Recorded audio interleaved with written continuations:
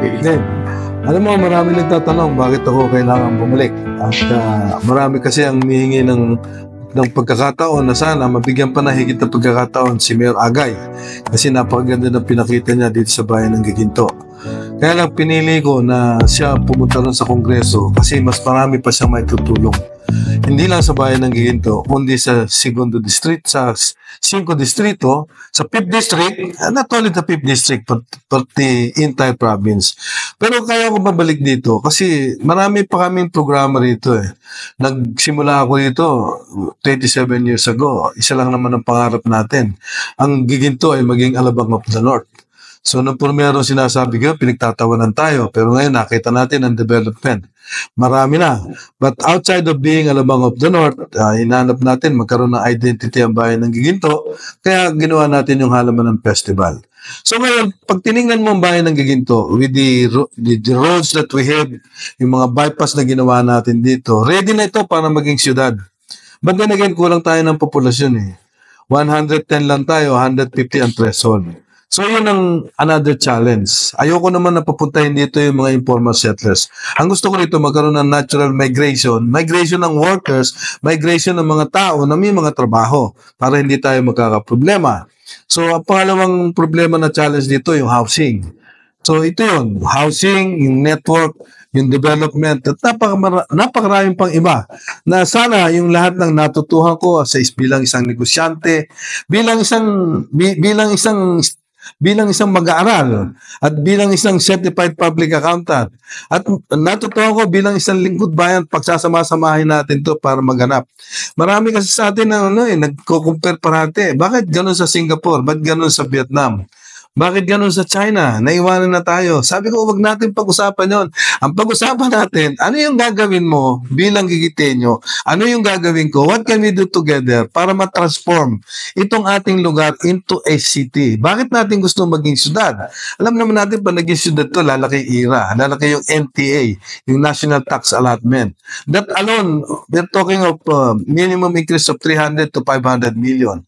Kasi napakarami nun. Ang mangyayari lang, from municipio to city. So marami tayong benepisyo na maibibigay. But outside of that, kailangan lahat ngayon, yung facilities natin, ready na. Kung makikita mo yung munisipyo natin ngayon, pinaluwang na natin, Nagsimula ang munisipyo natin, less than 2,000 square meter. Ngayon, 7 hektarya yung nandun sa loob. So nandun tayo, magkakaroon tayo din ng one-stop shop. Napakaraming challenge nito. Pangalawa, yung likod nito, siyempre mababa yung lugar, binabaha doon. Yung intervention natin sa baha. Meron tayong master plan para sa master drainage plan natin. But at the end of the day, kailangan natin dito maraming pondo. Doon papasok si Mayor Agay para maibaba lahat ng mga pondo para lahat ng intervention natin sa baha magawa. So, there's so many things that kailangan na magawa natin. Unang-una, yung hospital natin, kailangan palakihin natin. Bihira ang munisipyo na mayroong hospital. Tayo lang ang malakas loob na magkaroon nito. Pasalamat tayo kay Mayor Gani, tinayo ito. Pero ito, tinutulungan natin yan, pinapaganda. Pero hindi yun eh. Ang challenge ngayon, ito yung ating mga health center, yung super health center. For the longest time, ang health center natin, 2. Ngayon, magiging 7. 5 yung madadagdag. Napakalaking challenge dito. Kasi minimum na 100 million na lang bawat isa, 500 million na yan.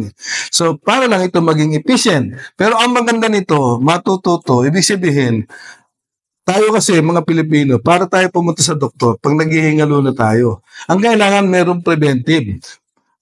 Kaibigan kong Koreano, sabi nga na, i-check mo na yung dugo. Madami ka nang makikita. Malalaman mo na kung mataas ang sugar. Kaya lahat ng ating mga konsyal, binigyan natin ng specific na assignment para specifically, alam lahat ito. Sa larangan ng kalusugan, sa larangan ng edukasyon, sa larangan ng katahimikan, sa larangan ng kaunlaran, sa larangan ng kapaligiran. So, kailangan ito sama-sama. So, ang gusto ko, kaya nga ako nakikiusap, na sana itong line-up natin ito buo para yung kumpleto yung ating team. Wala ka nang hahanapin pang iba. And most importantly, ang kailangan mo kapartner dito yung aking Vice Mayor. Kaya gusto ko sana, tulungan natin ang ating Vice Mayor. Kasi iba yung magkaros kasi. Kahit sabihin po, mas magaling yung iba. But at the end of the day, kung kayo nagtutuhan magkaroskas, magkatinginan lang kayo, alam na yung problema, mas mabilis na nabibigyan ng solusyon ng ating problema. Yung leadership, alam mo, isipin mo siya, 2 beses siya naging Pangulo. ng mga samahan ng mga vice mayor sa buong lalawigan ng Bulacan. Ibig sabihin, lahat ng vice mayor sa buong lalawigan, pinagkatiwalaan ka para pamunuan yung kanilang samahan. That is something. Ibig sabihin, leadership, meron kang leadership quality. Outside of the leadership, may respeto. Kasi hindi ka naman gagawin pangulo niya kung walang respeto sa iyo. So, ibig sabihin, he commands respect. Nandun yung kanyang leadership. Yun lang naman ang kailangan ko eh. Yung leadership na yun, na lahat itong mga kusyal na to, sama-sama na kumilos ng iisa. Mahalaga yon para sa ating bayan. Ayan eh. Hindi naman, wala naman perfectong tao eh. So, sa pagpili ho natin ng mga lingkod bayan na pipili natin, tataya natin yung ating boto kasi napakahalaga ho ng boto nyo. Piliin nyo kung sino yung mas matino. Pangalawa, sino yung mas mahusay. Pangatlo, at ito pinakamahalaga, sino yung masigit na may malasakit? Yun ang kailangan. At yung sa huli, sino ba talaga yung nagmamahal sa bayan? Kasi at the end of the day, yun ang pinakamahalaga. Yun ang nawawala sa atin ngayon, yung pagmamahal sa bayan na sana isakripisyo. Kaya kami, makita mo kami, ang ano namin dito, pagka ang hand gesture namin dito, ganyan, bayan muna bago ang sarili. So yun ang pinaka-importante sa lahat. Sa kabataan, nakita natin, nandun naman ang partisipasyon nila masigla. Pero at the end of the day, yun ang kahit si Lee Kuan Yew, yung nagsabi na masyado tayong, we're too liberal. Masyado tayong too democratic. Ang kailangan natin, binabantayan eh, pinapastulan. So, ang gusto natin dito, yung ma-emold yung ating kabataan doon sa mga programa ng pamahalang bayan. Alam mo, yung vision ng Pilipinas, yung Vision 2040, which is 15 years from now, maliwanag ang sabi nila eh, kailangan ang matatag, maginhawa at panatag na pamayanan. So pag ito yung magiging pamantayan, kailangan lahat ng ginagawa ng ating kabataan nakatutok dito. So ang mahalaga rito, magkaroon sila ng training, magkaroon ng mga program to empower them para magawa lahat ng paano magiging matatag, paano magiging panatag, paano magiging maginhawa ang buhay. So marami tayong we have to address. Yung poverty lang natin, napakalaki ng problema. Paano tutulungan ng community? Na dito makikita dapat yung kabataan, dito natin kasama. At ito yung, nagkaroon kami dito ng Youth Congress eh. At ito yung gusto kong tutukan at gusto ko mag-build up ng mga leaders ng by purok. Para sa ganun, magsama-sama, sa purok mo, ano ba ang problema? Kasi kung mag-create ng awareness, alam nung kabataan, yung gumagalaw sa kanila. Dito pala, 10 yung walang trabaho. Dito pala, 15 yung bata na hindi nag-aaral. Simply because walang pampaaral. O, kung matutulungan natin magagayad to, marami tayong magagawang programa. Dito, binabaha. Bakit binabaha? Kasi tapon pala ng tapon ng tubig doon sa ilog. So these are the things na kailangan mag-create ng awareness para sa ating kabataan na dito na iwan ng kanilang pansin kaysa ibang pamamaraan.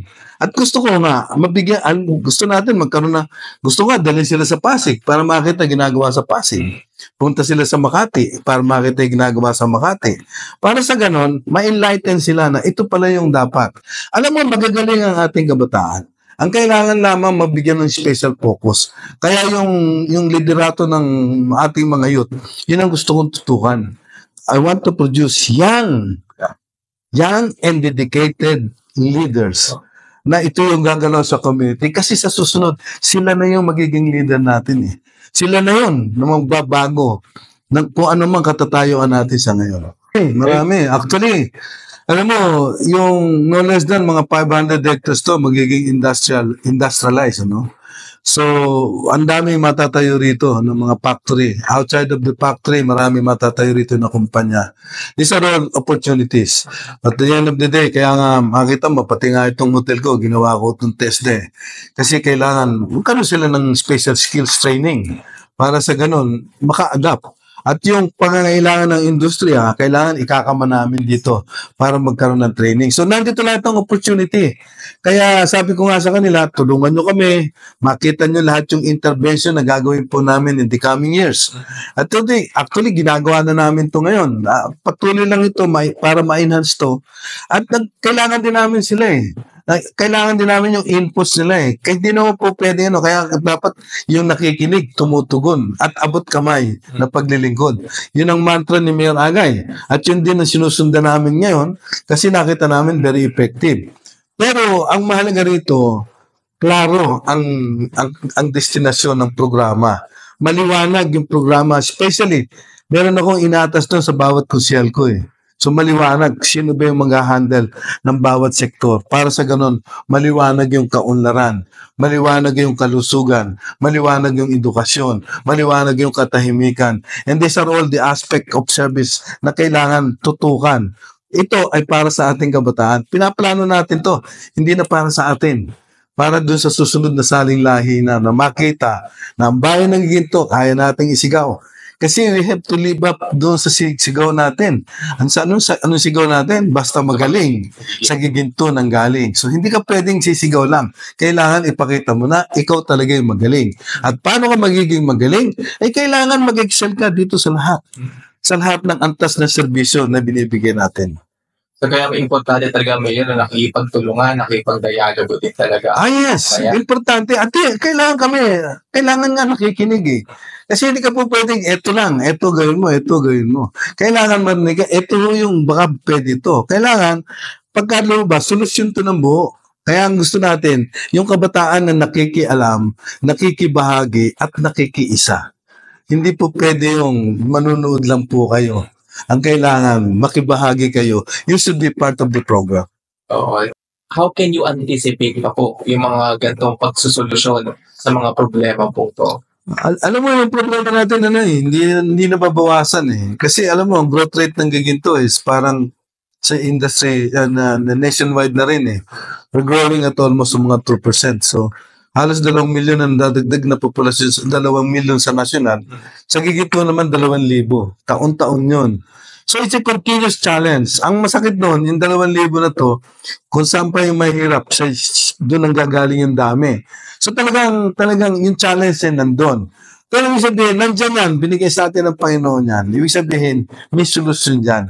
Ang kailangan lang kumilos. Ang sabi ko nga, makibahagi, makiisa, at makialam. Yun lang yung kailangan gawin natin. At yung pagkakaisa, dito natin kailangan, dito makikita lalo. Pag nakita tayo na dito yung nagkakaisa, wala akong problema na mabigat. Lahat nito gagaan. At nakikita naman ninyo sa paggalaw ng ating bayan, we are one of the fastest growing economy hindi lang sa lalawigan ng Bulacan, kundi sa buong Pilipinas. Pero marami pa tayong gagawin, marami pang hamon. Ang gusto ko lamang sana, tulungan po kami. Tulungan po niyo yung aming grupo na maisagawa lahat ng programa na pinapangarap natin sa bawat isa, lalong-lalo na sa ating mga kababayan sa bayan ng Giginto.